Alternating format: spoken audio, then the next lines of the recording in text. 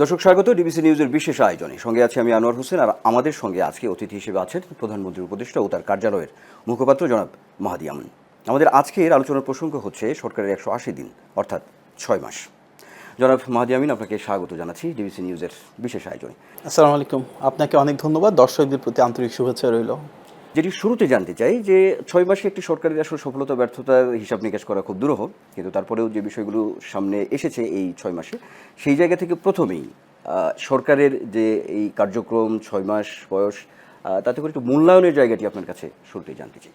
দেখুন, নির্বাচিত সরকার, জনগণের ভোটে জনগণের প্রতিনিধিত্বমূলক সরকার, সুতরাং এই সরকারের সফলতা ব্যর্থতা সেটি মূল্যায়ন করবে জনগণ, সেটি স্বাভাবিক। আমি শুধু এতটুকু বলতে পারি যে দীর্ঘদিন পর একটা অবাধ, সুষ্ঠু এবং গ্রহণযোগ্য নির্বাচনের মাধ্যমে মাননীয় প্রধানমন্ত্রী জনাব তারেক রহমানের নেতৃত্বে যে সরকার রয়েছে, এটি গণ আকাঙ্ক্ষাকে ধারণ করে রাষ্ট্র পরিচালনায় ব্রত রয়েছে। 2014 সালের বিনা ভোটে নির্বাচন, 2018 সালের নিশিরাতের নির্বাচন, 2024 সালের ডামি ভোটে নির্বাচন, ফ্যাসিবাদের এই তিনটি অধ্যায়কে পেরিয়ে শেষ পর্যন্ত এমন একটি নির্বাচন হয়েছে যেখানে জনগণ তাদের পছন্দের প্রার্থীকে, জনগণ তাদের পছন্দের রাজনৈতিক দলকে ভোট দিয়েছে এবং নিরঙ্কুশ বিজয়ের মাধ্যমে যে সরকার, সেটি সর্বোচ্চ আন্তরিকতা, নিষ্ঠার সাথে বহুমুখী চ্যালেঞ্জকে মোকাবিলা করে মাননীয় প্রধানমন্ত্রীর নেতৃত্বে সামনের দিকে এগিয়ে চলেছে। অবশ্যই সেখানে অনেক চ্যালেঞ্জ ছিল, তবে সরকারের দিক থেকে দায়বদ্ধতা এবং দায়িত্বশীলতা ন্যূনতম ঘাটতি ছিল না। আমরাও দেখেছি যে সাধারণ মানুষ অনেক আবেগ, আকাঙ্ক্ষা এবং সরকারের প্রতি আকর্ষণের উপর ভিত্তি করে যথেষ্ট সমর্থন দিয়ে যাচ্ছে এই সরকারকে। সুতরাং জনগণের প্রতি সরকারের দায়বদ্ধতা, সরকারের প্রতি জনগণের আস্থা এবং ভালোবাসা, সেটাতে সিক্ত হয়েই প্রথম 6 মাস পেরিয়ে গিয়েছে এবং আমরা বিশ্বাস করি এর মূল্যায়ন এবং স্বাভাবিকভাবেই সেটার আলোচনা, পর্যালোচনা কিংবা ক্ষেত্র বিশেষে সমালোচনা যদি প্রয়োজন হয়, সেটি জনগণই করবে। সেক্ষেত্রে আমরা যদি একটু নির্বাচনী ইশতেহার দেখি বা সেই জায়গা থেকে সরকারের যে আলোচিত কর্মসূচি, সেটি যেমন যদি ফ্যামিলি কার্ড বলি, সেই সঙ্গে কৃষক কার্ড, মানে এই যে খাল খনন কর্মসূচি, বৃক্ষরোপণ, তাতে করে একটু এটা কি শুধুই তো কর্মসূচি না, এটা নিশ্চয়ই এর মধ্যে একটি তাৎপর্য আছে। আর যেটিকে আসলে আমরা যদি বলি তাহলে বলতে হয় আসলে সামাজিক মাইল ফলক আসলে তৈরি হয়েছে। এই ব্যাপারটা একটু জানতে চাই যে আসলে এর সুদূর প্রসারী তাৎপর্যটা আসলে কি এই সমস্ত কর্মসূচির? দেখুন, প্রথম ব্যাপার হচ্ছে বিএনপির যে নির্বাচনী ইশতেহার ছিল, সেখানে বাংলাদেশের প্রতিটি শ্রেণীর, প্রতিটি পেশার মানুষের ভাগ্যের পরিবর্তনের কথা ছিল এবং সেভাবেই পলিসিগুলো তৈরি করা হয়েছে। নির্বাচিত হয়ে আসার পর ফ্রম ডে ওয়ান আমরা দেখেছি সরকারের নীতি নির্ধারণী পর্যায় থেকে সব জায়গায় নির্দেশনা দেওয়া ছিল যেন সর্বোচ্চ আন্তরিকতার সাথে দ্রুততম সময়ে সেই নির্বাচনী প্রতিশ্রুতিগুলোর বাস্তবায়ন শুরু হয়। আমরা উদাহরণ হিসেবে যদি দেখি, প্রথম যে ক্যাবিনেট মিটিং ছিল, সেখানে কিন্তু আমাদের কৃষক ভাইদের জন্য 10,000 টাকা পর্যন্ত ঋণ এবং সুদ মওকুফ করা হয়েছিল এবং এর ফল হিসাবে প্রায় 13 লক্ষের মতন কৃষক বেনিফিশিয়ারি ছিলেন। এটি অনেক বড় একটা ব্যাপার। স্বাভাবিক একটা প্রক্রিয়া, কিন্তু এর জন্য অনেক লম্বা সময় প্রয়োজন হয়, কিন্তু ভোটের কালি শুকানোর আগেই আমাদের সেই কার্যক্রম বাস্তবায়িত হয়েছে। একই সাথে আপনি যেগুলো বলছিলেন, বেশ কিছু সিগনেচার প্রোগ্রাম আছে। নারীর ক্ষমতায়নের জন্য ফ্যামিলি কার্ড, কৃষকদের ক্ষমতায়নের জন্য কৃষক কার্ড, কিংবা পরিবেশ বান্ধবের জন্য বৃক্ষরোপণ এবং খাল খনন কর্মসূচি, শিক্ষার্থীদের জন্য এডুকেশন কারিকুলামের কাজ করা, কর্মসংস্থানের জন্য দেশে ইনভেস্টমেন্ট বাড়ানো, স্বাস্থ্যের ক্ষেত্রে সবার দোরগোড়ায় পৌঁছে দেওয়া চিকিৎসা ব্যবস্থা, নগরায়ন, কিংবা আমরা বহুমাত্রিক যে উন্নয়ন রূপকল্প রয়েছে যেটি মানুষের জীবনের সাথে সরাসরি জড়িত, তা প্রত্যেকটাই কিন্তু কার্যকরভাবে ইতিমধ্যে বাস্তবায়ন শুরু হয়েছে। কোনোটা প্রি পাইলট, কোনোটা পাইলট, কোনোটা ফেজ 1, কিন্তু আমরা দেখেছি 6 মাসের কর্মযজ্ঞে সরকারের একটা সমন্বিত উদ্যোগ, যার মূল উদ্দেশ্য নির্বাচনী ইশতেহার বাস্তবায়ন করে জনগণকে তাদের যে কষ্টগুলো ছিল সেখান থেকে লাঘবের মাধ্যমে যতটা সম্ভব আরও একটু স্বনির্ভরতার দিকে এগিয়ে নিয়ে যাওয়া। অর্থনৈতিকভাবে কি একটি অবস্থা, ভঙ্গুর একটি অবস্থার মধ্যে আসলে আপনাদেরকে দায়িত্ব নিতে হয়েছে। এই চ্যালেঞ্জগুলো, বিশেষ করে যে কর্মসূচির কথাগুলো আমরা বললাম, এখানে বাজেটের বিষয় আছে, বরাদ্দের কথাগুলো বারবারই কিন্তু বলা হচ্ছিল। এই জায়গায় সেই চ্যালেঞ্জগুলো তো নিশ্চয়ই বাজেট হয়েছে, সামনের দিনে কি সঠিক টেকসই বাস্তবায়নের ক্ষেত্রে কোনো ধরনের বাধা হবে আসলে এই কর্মসূচিগুলো? না, দেশি বিদেশি বিভিন্ন ধরনের চ্যালেঞ্জ সময়ের আবর্তে আসবে, সেটাই স্বাভাবিক। যেমন আমরা দেখেছি মধ্যপ্রাচ্যে যুদ্ধের কারণে বিশ্বজুড়ে জ্বালানি সংকট তৈরি হয়েছিল। তখন কিন্তু বিশ্বের প্রায় সব দেশে জ্বালানির দাম বাড়ানো হয়েছিল এবং তেলের বৃদ্ধির কারণে দামের অনেক জায়গায় তেলের সংকট তৈরি হয়েছিল। আমাদের কিন্তু কোনোটাই হয় নাই।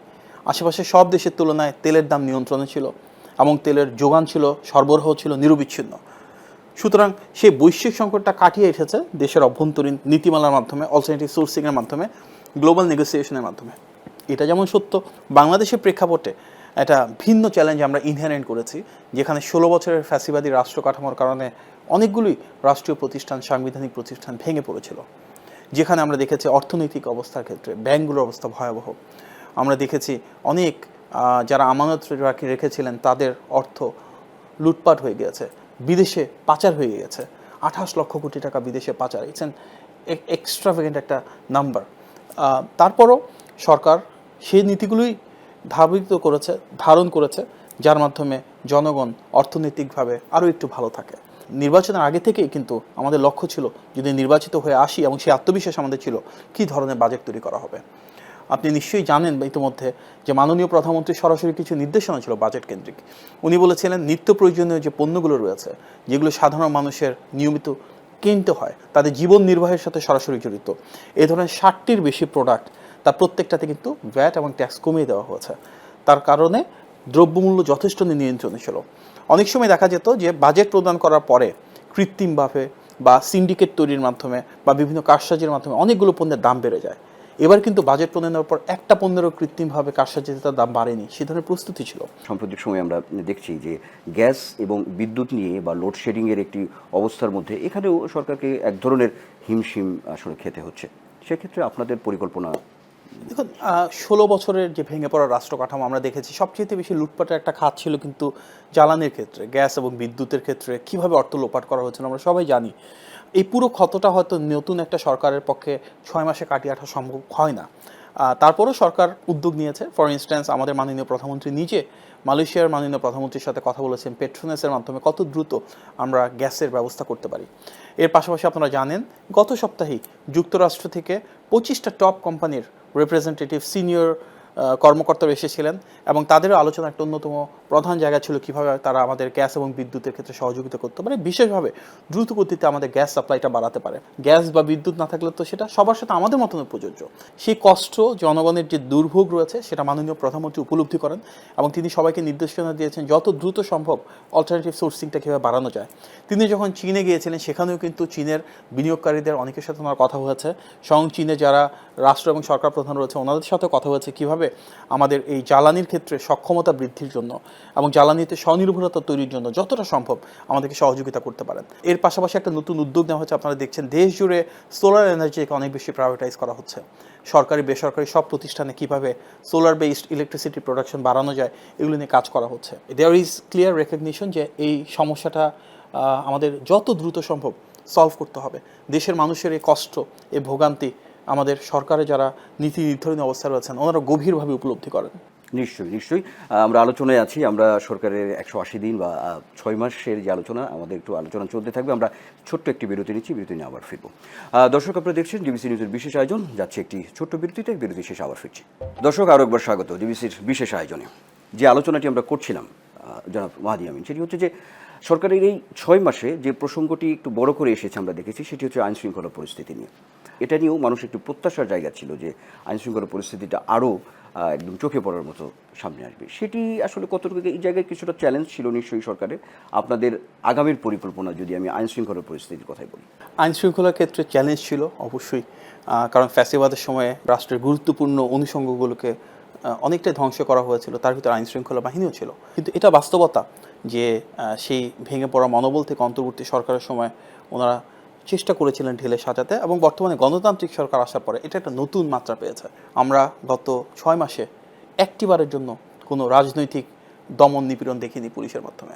আমরা আইনশৃঙ্খলা বাহিনীর কাউকে দেখিনি একটিবারের জন্য কাউকে আঘাত করেছে, কারোর বিরুদ্ধে অবস্থান নিয়েছে শুধুমাত্র ভিন্ন মত বা ভিন্ন পথের জন্য। নির্বাচিত সরকারের মাননীয় প্রধানমন্ত্রী সবসময় বলেন বাংলাদেশে আমাদের মানবাধিকার নিশ্চিত করতে হবে, বাক স্বাধীনতা নিশ্চিত করতে হবে, আইনের শাসন নিশ্চিত করতে হবে, এবং আমরা গত 6 মাসে দেখেছি তার এক চুল একটা বারের জন্য কিন্তু কোথাও ব্যত্যয় ঘটেনি। মাঝখানে কয়েকজন আমরা দেখেছি শিশুদেরকে কি নির্মমভাবে ধর্ষণের মাধ্যমে হত্যা করা হয়েছে। অত্যন্ত বেতনাবিধুর এই বিষয়গুলো, যেখানে মাননীয় প্রধানমন্ত্রী, মাননীয় স্বরাষ্ট্রমন্ত্রী, মাননীয় আইনমন্ত্রী ওনারা নিজেরা দায়িত্ব নিয়েছিলেন, এবং দেশের ইতিহাসে নজিরবিহীন কত দ্রুততার ভেতরে তদন্ত সম্পন্ন হয়েছে, কত দ্রুততার ভিতরে রায় সম্পন্ন হয়েছে। দীর্ঘদিন পরে একটি সংসদ, একটি ভিন্ন সংসদ নিঃসন্দেহে বলা যায়। সেই জায়গা থেকে আমরা বিরোধী দল বা বিরোধী পক্ষের সংসদে তাদের এক ধরনের আচরণ আমরা দেখেছি, তারপর সংসদের বাইরে গিয়ে। সেক্ষেত্রে এই সরকারের 6 মাস পার হয়েছে, রাজনৈতিকভাবে কোনো চ্যালেঞ্জ সামনে কি সম্মুখীন হতে হবে কিনা? মাননীয় প্রধানমন্ত্রী জনাব তারেক রহমান সেই বিশ্বাসকে ধারণ করেই তো আমরা দেখেছি সংসদে কীভাবে রাষ্ট্রনায়ক উচিত বক্তব্য দিয়েছেন, এবং আমরা দেখেছি প্রাণবন্ত স্বতঃস্ফূর্ত একটা সংসদ যেখানে সরকারি দল এবং বিরোধী দলে যারা রয়েছেন প্রত্যেকে একজন আরেকজনের যেখানে ভালো প্রশংসা করেছেন, যেখানে খারাপ সেখানে যৌক্তিক সমালোচনা করেছেন। আমরা তো সেই গণতান্ত্রিক ব্যবস্থায় চাই যেখানে সরকার যখন ভালো করবে বিরোধী দল সেটাকে সাধুবাদ জানাবে, আবার সরকারে যদি কোথাও ঘাটতি থাকতে তাহলে তথ্য উপাত্তের ভিত্তিতে যৌক্তিক সমালোচনা করবে, সেটাই তো স্বাভাবিক। একইভাবে বিরোধী দলের যদি ভালো কোনো প্রস্তাবনা থাকে, ওনাদের যদি কোনো প্রবলেমের সলিউশন থাকে, সরকার সেটি খুব আন্তরিকতার সাথে গ্রহণ করবে, এবং আমরা জ্বালানি সংকটের সময়টা সেটা দেখেছিলামও। আমাদের প্রত্যাশা নামে বিরোধী দল মানে সরকারের ভালো উদ্যোগেরও বিরোধিতা করবে, সেই সংস্কৃতি থেকে যেন বেরিয়ে আসে। বিরোধী দল প্রসঙ্গ যেহেতু আসলো, সেখানে তাদের একটি আলোচনার অন্যতম বিষয় আমরা দেখি বিভিন্ন সভা সমাবেশে, সেটি হচ্ছে যে জুলাই সনদ নিয়ে একটি তারা বারবারই যে কথাগুলো বলছেন, সেই জায়গা থেকে সরকারের পক্ষ থেকেও কথা বলা হচ্ছে জুলাই সনদ বাস্তবায়ন নিয়ে। এটা নিয়ে আসলে আপনাদের মানে বার্তাটি কী? দেখুন, বার্তা তো খুব সুস্পষ্ট। জুলাই সনদে এমন অনেকগুলো বিষয় আছে যেগুলো সর্বপ্রথম বিএনপি তুলে এনেছিল তাদের বিভিন্ন পলিসি প্রপোজালে। জুলাই সনদের হিস্ট্রি যদি আপনি দেখেন, তার অনেকটুকু এসেছে দেশনেত্রী বেগম খালেদা জিয়া প্রণীত ভিশন 2030 থেকে, অনেকটুকু এসেছে বিএনপি প্রণীত 27 দফা থেকে, এবং তার অনেকটুকু এসেছে বিএনপি এবং যুগপৎ আন্দোলনের শরিক সব রাজনৈতিক দলের একসাথে প্রণীত ঐতিহাসিক 31 দফা থেকে। সুতরাং জুলাই সনদের সাথে সাংঘর্ষিক কোনো অবস্থান নেই। জুলাই সনদ যেভাবে বিএনপি সাইন করেছিল একটা রাজনৈতিক দল হিসাবে উইথ নোট অফ ডিসেন্ট, এটি আমাদের মাননীয় প্রধানমন্ত্রী থেকে শুরু করে সবাই বলেছেন, বিএনপি যেভাবে সিগনেচার করেছিল সেটি অক্ষরে অক্ষরে অবশ্যই জুলাই সনদ বাস্তবায়ন করা হবে। কার্যক্রম নিষিদ্ধ একটি সংগঠন আছে, আমরা পতিত সরকারের প্রধান, আমরা দেখি যে অনলাইন ভিত্তিক কিছু মন্তব্য, কিছু বিষয় সামনে আসে, যদি সামাজিক যোগাযোগ মাধ্যম বেসও বলি। তো সেই জায়গা থেকে এই ধরনের মন্তব্য, বক্তব্য সামনে রাজনৈতিক কোনো অস্থিতিশীল বা কোনো একটা চ্যালেঞ্জের পরিবেশ তৈরি করবে কিনা? চ্যালেঞ্জের সে ধরনের কোনো কিছু আমরা দেখি না, এই কারণেই যে ফ্যাসিবাদের বিরুদ্ধে ভিন্ন মত, ভিন্ন পথ, ভিন্ন আদর্শে প্রতিটি গণতান্ত্রিক রাজনৈতিক দল কিন্তু এক অবস্থানে। সেটা আমরা ফ্যাসিবাদ বিরোধী প্রথম 15 বছরে দেখেছি, জুলাই গণ অভ্যুত্থানে দেখেছি, এবং আজও দেখছি। সুতরাং কোনো ফিউজিটিভ যদি কোনো বক্তব্য বা বয়ানের মাধ্যমে অস্থিতিশীলতা সৃষ্টির চেষ্টা করে, আমার মনে হয় না দেশের গণতন্ত্রকামী মানুষ সেটাকে ন্যূনতম আমলে নেয়। যদি একটু মেনশন করি, বলি যে ডিসেম্বরে যে এই যে ফেরার কথাগুলো আসলে বলা হচ্ছে পতিত সরকারের প্রধান যিনি, এটার কি আসলে বাস্তবতা বা বাস্তব ভিত্তিক কোনো কিছু আছে বলে মনে হয়? দেখুন, একজন দণ্ডপ্রাপ্ত আসামি যিনি পালিয়ে গিয়েছিলেন, গণ অভ্যুত্থানের আগে তার প্রতি দেশের মানুষের যে ঘৃণা এবং বিদ্বেষ ছিল, আজকে এই 2 বছরে তার তো এতটুকু পরিবর্তন হয় নাই। এখনও তো বাংলাদেশের গণতন্ত্রকামী প্রতিটি দল, প্রতিটি গোষ্ঠী, প্রতিটি রাজনৈতিক সংঘ সবাই এক জায়গাতে আছে। সুতরাং আমার মনে হয় অবস্থার কোনো পরিবর্তন হয় নাই, এবং যদি দেশে ফেরত আসে তাহলে অবশ্যই একজন দণ্ডপ্রাপ্ত আসামি যার গণহত্যায় সম্পৃক্ততা ছিল এবং একটি নিষিদ্ধ রাজনৈতিক সংগঠনের সাথে যিনি জড়িত, আইন তার নিজের কোর্স অফ ল, তার কোর্স অফ অ্যাকশন অনুযায়ী কাজ করবে, সেটাই স্বাভাবিক। এবং আপনি যার বক্তব্যের কথা বললেন, সেই বক্তব্যের পর বাংলাদেশের পররাষ্ট্র মন্ত্রণালয় থেকে যে অফিসিয়াল স্টেটমেন্ট গিয়েছে, সেখানে কিন্তু যেই ভাষায় এবং আন্তরিক অবস্থান থেকে বাংলাদেশের অবস্থান তুলে ধরা হয়েছে, আমাদের ক্ষোভ প্রকাশ করা হয়েছে জাতীয় পর্যায়ে, আমার মনে হয় এটা স্পষ্ট যে তার বক্তব্যের ব্যাপারে সরকার অবস্থান কি। প্রধানমন্ত্রী তিনি এই 6 মাসের মধ্যে মালয়েশিয়া, চীন সফর করেছেন। আমাদের পার্শ্ববর্তী দেশ ভারতের সঙ্গে আমাদের যে কূটনৈতিক যে সম্পর্কের জায়গাটি, যেটি একটি প্রসঙ্গকে কেন্দ্র করে পররাষ্ট্র মন্ত্রণালয় বার্তা দিয়েছে এক ধরনের। তো সেই জায়গা থেকে একটু জানতে চাই আমাদের কূটনীতির অবস্থাটি আসলে কোন পর্যায়ে গিয়েছে এই 6 মাসে। মাননীয় প্রধানমন্ত্রী ওনার প্রথম যে বিদেশ সফর, সেখানে মালয়েশিয়া গিয়েছিলেন, তারপর ওয়ার্ল্ড ইকোনমিক ফোরামে গিয়েছিলেন, এবং তারপর চায়নায় গিয়েছিলেন। এই 3টি ডিফারেন্ট চ্যাপ্টার মিলিয়ে ওনার ফার্স্ট ফরেন ট্রিপ ছিল, এবং আমরা প্রথমবারের মতন খুব কাছ থেকে দেখেছি যখন একজন সরকার প্রধান দেশের মানুষ দ্বারা নির্বাচিত হন, যখন জনগণই হয় তার ক্ষমতার উৎস, তখন বহির্বিশ্বে কীভাবে আন্তরিকতার সাথে সর্বোচ্চ সম্মানের সাথে ওনাকে গ্রহণ করা হয়। আমরা প্রত্যেকটা জায়গায় দেখেছি মাননীয় প্রধানমন্ত্রীকে লাল গালিচা সংবর্ধনা দেওয়া হয়েছে, শোভাযাত্রা দেওয়া হয়েছে, এবং সর্বোচ্চ সম্মানের মাধ্যমে মালয়েশিয়া এবং চীনের সরকার এবং রাষ্ট্রপ্রধানেরা ওনাকে সাদরে গ্রহণ করেছেন। বাংলাদেশের যে ফরেন পলিসি, সেটা কিন্তু এর মধ্যেই আমরা দেখতে পাই। এমন একটি ফরেন পলিসি যেখানে আমাদের ডিগনিটি থাকবে, আমাদের অবশ্যই সেলফ ইন্টারেস্টটা জাজ করতে হবে, আমাদের এমন একটা ফরেন রিলেশন হবে যেখানে ফেয়ারনেস থাকবে, যেখানে ইকুয়ালিটি থাকবে, যেখানে জাস্টিস থাকবে, এবং শুধু পার্শ্ববর্তী দেশ না, পৃথিবীর প্রতিটা দেশের সাথে বাইল্যাটারাল পর্যায়ে এবং প্রতিটা এজেন্সির সাথে বা এই অর্গানাইজেশনের সাথে ইউনিল্যাটারাল পর্যায়ে, মাল্টিল্যাটারাল পর্যায়ে যাই হোক, প্রেক্ষাপট যাই হোক, দেশ যাই হোক, বাংলাদেশের অবস্থান কিন্তু একটাই, যেটা মাননীয় প্রধানমন্ত্রী সবসময় বলেন, সেটা হচ্ছে সবার আগে বাংলাদেশ। অর্থাৎ বাংলাদেশের স্বার্থ, বাংলাদেশের সার্বভৌমত্ব, জনগণের কল্যাণ, এটাকে প্রাধান্য দিয়ে বিশ্বের প্রতিটি দেশের সাথে বাংলাদেশ সুসম্পর্ক গড়ে তুলবে। বিশ্লেষণের জায়গা থেকে যদি বলি তাহলে আমরা দেখেছি যে প্রধানমন্ত্রীর যে ব্যক্তিগত উদ্যম সেটি নিঃসন্দেহে সবার নজর কেড়েছে। তো সেই জায়গা থেকে তার যে মন্ত্রিপরিষদ সেইখানে কখনো কখনো একটু আলোচনার জায়গা যদি আমি বলি যে কর্মদক্ষতা বা তাদের কাজের যে স্পিড বা গতি এইটি নিয়ে একটু জায়গা, তাতে করে আরেকটা আলোচনা ছিল যে সরকারের 6 মাস যখন পূর্ণ হবে তখন একটি রদবদল বা মন্ত্রী পরিষদে সেখানে একটু পারফরমেন্স বেস কিছু বিষয় আসবে, সেটি কি আমরা সামনে দেখব কিনা?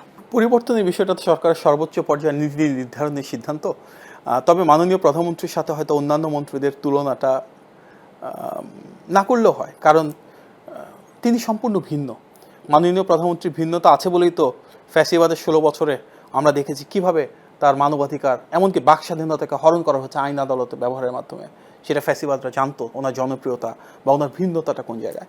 তিনি যখন প্রথম বাংলাদেশে আসলেন স্বদেশ প্রত্যাবর্তনের পর, সেই স্বদেশ প্রত্যাবর্তন ছিল ঐতিহাসিক। পৃথিবীর ইতিহাসে এত বেশি মানুষ একজন মানুষকে, একজন নেতাকে বরণ করবার জন্য সারা দেশ থেকে ছুটে আসেনি। এবং নির্বাচনী পথযাত্রায় তিনি বিভিন্ন জায়গায় যখন ক্যাম্পেইনে গিয়েছেন, সেখানে আমরা দেখেছি সব শ্রেণী পেশার মানুষ, একদম ছোট ছোট বাচ্চাদের থেকে শুরু করে বৃদ্ধারা পর্যন্ত কি আবেগ এবং আকাঙ্ক্ষাকে ধারণ করে ওনার কাছে ছুটে যাচ্ছেন। এই ক্যারিজমা, এই লিডারশিপ, সেটা সম্পূর্ণ ভিন্ন। উনি যাচ্ছেন স্কুলে এবং সাধারণ বাচ্চাদের সাথে মিশে যাচ্ছেন। উনি নিজেই কোদাল হাতে ঠিক ওনার বাবা শহীদ প্রেসিডেন্ট জিয়াউর রহমান মতন করে খাল খননে নেমে যাচ্ছেন। যখন বাসে যাচ্ছেন, বাসের সামনে কেউ আসলে প্রোটোকল ভেঙে ওনাদের সাথে নিজে নেমে গিয়ে কথা বলছেন। সবচেয়ে বড় কথা, একজন অনেক ক্ষমতাধর প্রধানমন্ত্রী হওয়ার পরও তিনি একদম সাধারণ মানুষের মতন করে চলছেন, একদম সাধারণ মানুষ হয়ে গিয়েছেন। এবং এটাই আমাদের গণতান্ত্রিক সরকারের, জনগণের ভোটে নির্বাচিত সরকারের যে জনগণের প্রতি দায়বদ্ধতা রয়েছে, হয়তো তারই একটি বহিঃপ্রকাশ। সেক্ষেত্রে কোনো রদবদল বা কোনো কিছু কি আমরা দেখতে পাবো যদি সরকারে? এখন সরকারের বিভিন্ন মন্ত্রণালয় বা যারা দায়িত্বে রয়েছেন ওনাদের যদি মূল্যায়নের প্রয়োজন হয়, সেটা তো গতানুগতিক এবং নিয়মিত একটি প্রচলিত বিধান। এটা নতুন কোনো কিছু না, চলমান প্রক্রিয়ার অংশ হিসাবে মূল্যায়ন করা হয়। কিন্তু কোথাও কি আদৌ কোনো পরিবর্তন হবে কিনা বা হলে কীভাবে হবে, এ পুরোটাই তো সরকারের যিনি শীর্ষে রয়েছেন বা আরও নীতি নির্ধারণী পর্যায়ে রয়েছেন ওনাদের সিদ্ধান্ত। সরকারের 6 মাসে অন্যতম একটি আলোচনার জায়গা যদি বলি তাহলে রাষ্ট্রপতি। আমরা দেখেছি যে মোটামুটিভাবে অনেকটাই এখন বিএনপির সাবেক মহাসচিব মির্জা ফখরুল ইসলাম আলমগীর, তাকেই এখন মানে মনোনয়ন দেওয়া হয়েছে রাষ্ট্রপতি নির্বাচনের জন্য, সেটি 20 তারিখে হবে। তাতে করে আরেকটি প্রসঙ্গ আছে যে সংবিধান সংশোধনের জন্য সরকারের পক্ষ থেকে একটা উদ্যোগ নেওয়া হয়েছে। রাষ্ট্রপতি এবং প্রধানমন্ত্রীর যে ক্ষমতা বা ক্ষমতার যে একটি ভারসাম্য, যেটি এর আগেও বিভিন্ন সময় আলোচনা হয়েছে, সেটি সামনে কতটা আসলে দৃশ্যমান হবে। যেটি বড় কথা সেটি হচ্ছে যে জনাব মির্জা ফখরুল ইসলাম আলমগীরের মতো একজন রাজনীতিবিদ রাষ্ট্রপতি হচ্ছেন। আপনার প্রতিক্রিয়াই জানতে চাই আসলে। দেখুন, জুলাই গণ অভ্যুত্থানের তো আকাঙ্ক্ষা ছিল এমনই, যারা সৎ, যোগ্য, দেশপ্রেমিক, তারাই গুরুত্বপূর্ণ দায়িত্বে আসবেন এবং তাই তো হয়েছে। রাষ্ট্রপতি হিসাবে বিএনপির সাবেক মহাসচিব জনাব মির্জা ফখরুল ইসলাম আলমগীর সর্বজন শ্রদ্ধেয় একজন মানুষ। আমরা ফ্যাসিবাদ বিরোধী আন্দোলনে দীর্ঘ প্রথম 15 বছর এবং জুলাই গণ অভ্যুত্থানে ওনার সংগ্রামী ভূমিকা দেখেছি এবং উনি রাজপথে থেকেছেন, সবাইকে সংগঠিত করেছেন, যুগপৎ আন্দোলনের নেতৃত্ব দিয়েছেন দেশে ওনার জায়গা থেকে। এবং মাননীয় প্রধানমন্ত্রী জনাব তারেক রহমান, দেশনেত্রী বেগম খালেদা জিয়ার সাথে খুব ক্লোজলি কাজ করে একটা মেরুকরণের মাধ্যমে আমরা দেখেছি সরকার পতনের পর গুরুত্বপূর্ণ দায়িত্বে এসেছেন। ওনার এই দীর্ঘ রাজনৈতিক জীবনের আগে কিন্তু উনি শিক্ষকতা পেশায় ছিলেন, অনেক সাধারণ শিক্ষার্থীকে গড়ে তুলেছেন।